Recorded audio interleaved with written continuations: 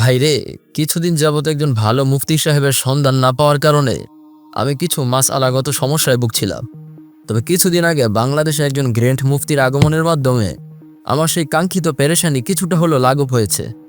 আশা করি হজরতের কাছ থেকে আমি ভালো ভালো কিছু মাসাইল জানতে পারবো। ভেবেছিলাম আমি শায়েকের কাছে যাব এবং আমার মনের ভেতরে জমিয়ে রাখা প্রশ্নগুলো আমি মুফতি সাহেবের দিকে ছুড়ে মারব। অন্ততপক্ষে কিছুটা হলেও তো সমাধান পাবো। কিন্তু মুফতি সাহেব বিভিন্ন হাদিস এবং মাসাইলের সমাধান করার জন্য দেশের বিভিন্ন আনাচে কানাচে তিনি নিজেই দরজ দিয়ে যাচ্ছেন। এতে তো আমারই সুবিধা হলো। যাই হোক, তবে উনি দরজ দিচ্ছেন এটা তো সমস্যা নয়, এটা তো অনেক সওয়াবের কাজ।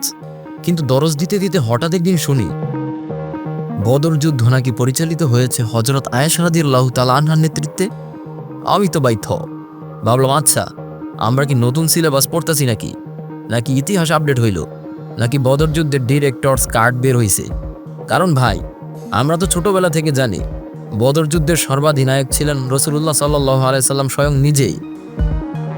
হযরত আয়েশা রাদিয়াল্লাহু তাআলা আনহা তখন ছিলেন খুবই অল্প বয়সী, আর ঐতিহাসিকভাবে উনি উহুদ সহ বিভিন্ন যুদ্ধে সহায়তামূলক ভূমিকা পালন করেছিলেন, যেমন পানি পৌঁছানো, আহতদের দেখাশোনা, নেতৃত্ব না, কমান্ডারও না।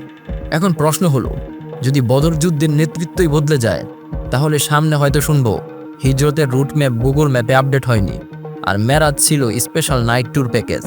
দেখেন ভাই, নারীদের সম্মান দিতে গিয়ে ইতিহাসকে সম্মান ছাড়া করা ঠিক না। ইসলামে নারী মর্যাদাবান, এটা প্রমাণ করতে ভুল হাদিস, ভুল ইতিহাস দরকার হয় না। আমরা চাই গ্র্যান্ড মুফতি, কিন্তু সাথে চাই গ্র্যান্ড রেফারেন্স।